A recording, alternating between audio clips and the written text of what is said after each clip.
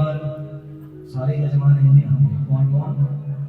सुखदेव ऋषि के मंदिर कमेटी के जितने भी देवता की हारी के लोग हैं, क्योंकि ये यज्ञ सुखदेव ऋषि की प्रेरणा से हो रहा है और देवता की कृपा दृष्टि सब पे बनी रहे।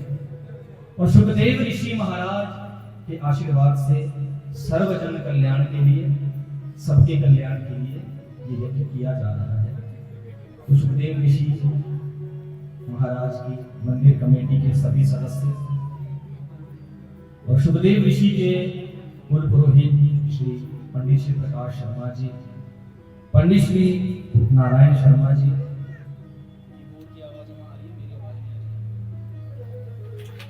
और सुखदेव ऋषि महाराज की पूर्ण कृपा दृष्टि से यज्ञ मंडप में आवाहित 33 कोटि देवी देवता और यहाँ पे उपस्थित सभी प्रबुद्ध श्रोतागण, माताएं, बहनें, बड़े बुजुर्ग, बच्चे, और यज्ञ को सिद्ध करने के लिए हमारे यहाँ पे उपस्थित सबसे पहले आचार्य श्री रजत शर्मा जी, क्योंकि एक होते हैं व्यास, एक होते हैं उपव्यास।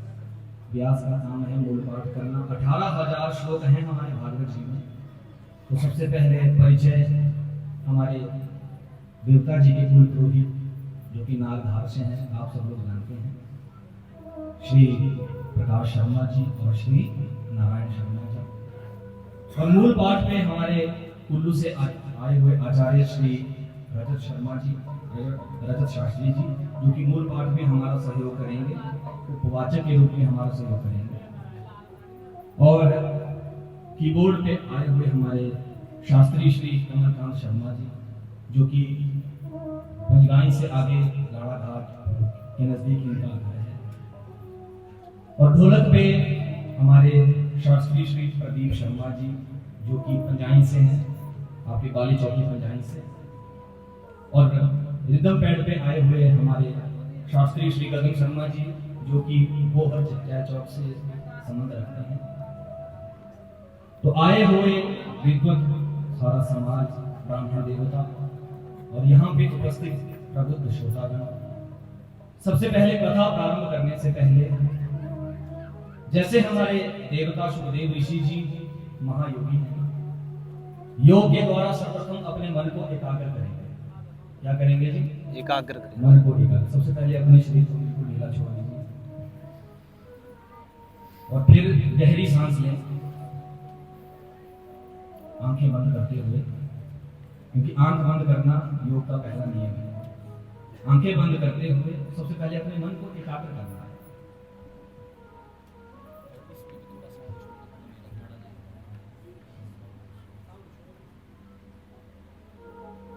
फिर सांस छोड़ दीजिए, उसके उपरांत फिर से गहरी सांस लें।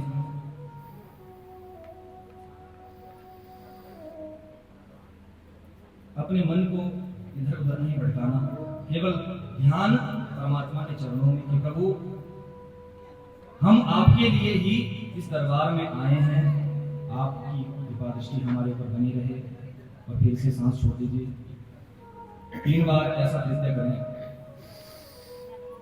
अब जैसे आप बैठे हैं वैसे ही एकाग्रचित्त होकर के अपने मन को प्रभु के चरणों में लगाना है, क्योंकि सबसे ज्यादा तेज गति है जी मन की। अब कथा कहना तो हम प्रारंभ कर दें, परंतु कुछ एक माताएं पीछे बैठी हैं, आगे बैठे हैं, जितने बैठे हैं, मन कहाँ है? मन स्थिर नहीं होता। सबसे तेज गति है मन की। अगर मन यहाँ नहीं होगा तो क्या होगा? कथा में मन नहीं लगेगा। तो अपने मन को एकाग्र करने के लिए सर्वप्रथम योग क्रिया के द्वारा अपने मन को एकाग्र किया जाए। तो परम पिता परमेश्वर वृंदावन बांके बिहारी लाल की वांग में प्रतिमूर्ति, परम मंगल में प्राप्त अखिलेश्वर कारण करुणा गुणालय भक्त वांछा कल्प तरु, श्री वृंदावन बांके बिहारी लाल की वांग में प्रतिमूर्ति भागवत महापुराण जो आपके समक्ष विद्यमान है। और विघ्नों को हरने वाले देवता गणपति जी, इनको कोटि कोटि वंदन। यज्ञ मंडप में आवाहित 33 कोटि देवी देवता, देवताओं की जो पंचायत लगी है, पंचायतन देवताओं को कोटि कोटि वंदन। 33 कोटि देवताओं को कोटि कोटि वंदन, और सुखदेव ऋषि महाराज को कोटि कोटि वंदन, ऋषि पराशर जी के चरणों में कोटि कोटि वंदन। और जयकारा तो पहले बुलवा दिए सबका, तो ग्राम देवता, कुल देवता, इष्ट देवता और 33 कोटि देवताओं में सभी देवता आ गए, सबको कोटि कोटि वंदन। अपने गुरु जी के चरणों में कोटि कोटि वंदन, माता पिता के चरण कमलों में कोटि कोटि वंदन। तो श्रीमद् भागवत महापुराण, भागवत, सबसे पहले ये भागवत क्या है इसका ज्ञान होना बहुत जरूरी है। भागवत 4 अक्षर है, भागवत। तो भागवत में आने से क्या प्राप्ति होती है जी? क्या मिलता है भागवत में आने से? सबसे पहले भक्ति जागृत होती है, भा से भक्ति। अब जब भक्ति आपके मन में जागृत हुई तो क्या हुआ? भक्ति जागृत हुई कि अरे हमारे कुल देवता के मंदिर में भागवत की कथा लगी है, तो क्यों ना वहां जाकर के अपने देवता के चरणों में हाथी लगाई जाए। भक्ति जब मन में जागृत होगी तभी आप मंदिर पहुंचे। तो भागवत में आने से सबसे पहले भक्ति जागृत होती है, भा से भक्ति। अब भक्ति के द्वारा आप सब लोग यहाँ आ गए ना, आने से क्या हुआ? अब जो भी ज्ञान की चर्चा होगी भागवत जी में, जो भी ज्ञान है ना, भागवत की कथा सुनने से ज्ञान की वृद्धि होगी। भागवत का एक नाम है ज्ञान यज्ञ। तो भक्ति, ज्ञान, भागवत में आने से ज्ञान, और ज्ञान के द्वारा वैराग्य की तरफ बढ़ना। भक्ति, ज्ञान और वैराग्य, भाग व का अर्थ हुआ वैराग्य की तरफ जाना, और अंतिम अक्षर हुआ क। भक्ति के द्वारा ज्ञान प्राप्त करना, और ज्ञान के द्वारा उस परम तत्व को प्राप्त करना। ज्ञान के द्वारा वैराग्य को प्राप्त करना, और वैराग्य से उस परम पिता परमेश्वर को पाना ही क्या है? भागवत। बोले भागवत भगवान की जय, सुखदेव जी महाराज की जय। अब सुखदेव महाराज जी का जब जयकारा लगाया जाए ना, तो साक्षात रूप में स्वयं अपने आप भागवत हैं। अब हम तो छोटे मोटे अपने को बिल्कुल तुच्छ मानते हैं, क्योंकि इनके आगे हम क्या भागवत सुना सकते हैं। ये तो परम भागवत है, स्वयमेव में परमात्मा है, स्वयमेव ये साक्षात श्री कृष्ण, साक्षात विष्णु है। तो देवता की कृपा, जितना भी टूटी फूटी अपनी वाणी से आपको सुनाऊंगा ना, सबसे पहले अपने मन को एकाग्र करना है। कथा सुनने से क्या होगा? कथाएं आपने बहुत सुनी होंगी, परंतु आजकल हो क्या रहा है? कथा में जाकर के क्या हो रहा है? महाराज नाच गाना हो गया, श्रवण कीर्तन और मनन। भागवत में जाने से 3 चीजें मिला करती थी, क्या क्या? सुनना, मनन। सुनना, फिर जो सुना उसका कीर्तन करना। कीर्तन करना मतलब मंथन करना, मनन करना, अपने मन में मंथन करना कि भागवत में ज्ञान क्या है। परंतु धीरे धीरे क्या हो रहा है महाराज? मनोरंजन की दृष्टि से जब इसे देखा जा रहा है, भागवत जी का क्रय विक्रय शुरू हो रहा है। क्या हो रहा है? पंडित जी ठेका लिखना लेते हैं। जब ठेकेदारी शुरू हो जाएगी, भागवत जी में ही लिखा है कि जब इसका क्रय और विक्रय शुरू हो जाएगा तो धीरे धीरे भागवत का सार भी चला जाएगा। जैसे सत्यनारायण की कथा हुआ करती थी, लोग बड़े ध्यान से सुना करते थे, परंतु धीरे धीरे क्या हुआ? सत्यनारायण की कथा धीरे धीरे कम हो रही है। पहले क्या था? सत्यनारायण की कथा लघु छोटा सा उपाय था, कलियुग, और मनोरथ पूर्ण करने वाला उपाय था।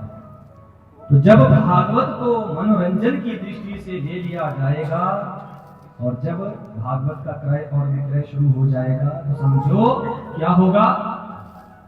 इसका सार भी धीरे धीरे चला जाएगा। अब जब हम सुखदेव ऋषि जी के पास आए, पहली बार जब हम पहुंचे, हमारे कमेटी वालों ने भी पूछा, पंडित जी क्या लेते हो?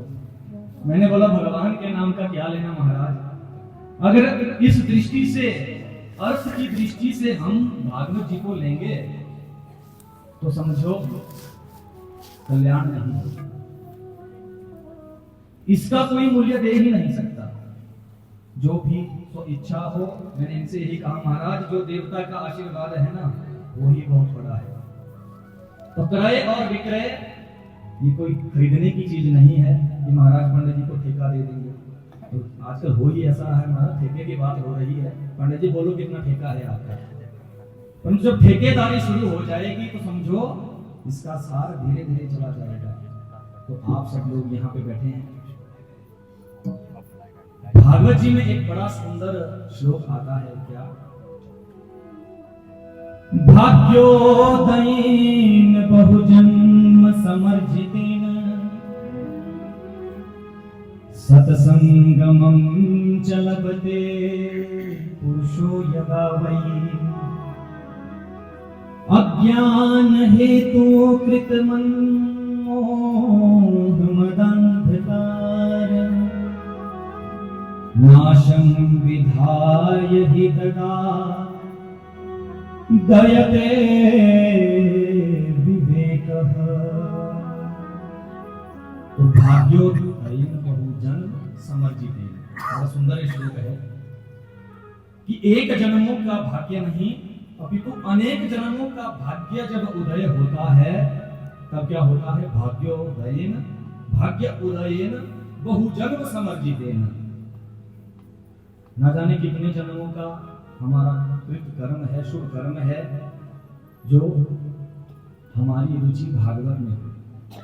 तो आप सब लोगों का तो बहुत बड़ा सौभाग्य है जी, हम सबका बहुत बड़ा सौभाग्य है कि भारत भूमि में हमारा जन्म हुआ, और वो भी कहां पे, देवभूमि हिमाचल में। तो बड़े सौभाग्य की बात है। जो देवभूमि हिमाचल में है ना, हमारे देवता अभी भी साक्षात रूप में विद्यमान है। देवता जो कह देते हैं वो अवश्य ही होता है। अब यहां तक आपने सुना होगा महाराज कोरोना में फलानी जगह इतने आदमी मर गए, हमारे देवभूमि में बिल्कुल कम मरे। क्यों? क्योंकि देवताओं की पूर्ण कृपा थी। परंतु देवताओं की कृपा भी तब तक ही रहती है जब तक हमारा मन शुद्ध होगा।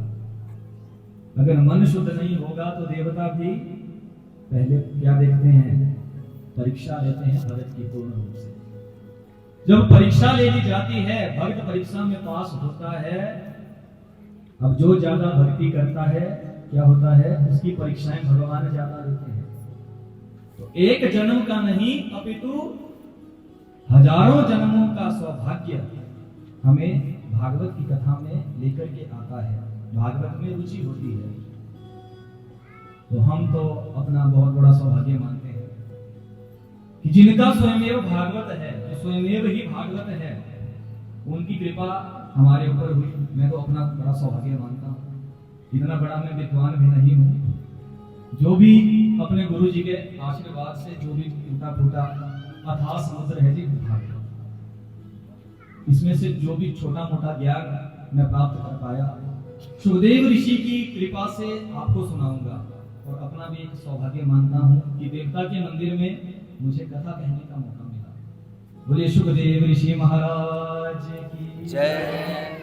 तो आप सब लोगों का भी भाग्य है कि आप लोग सुखदेव ऋषि के हारी में रहते हैं, बहुत बड़ा सौभाग्य है।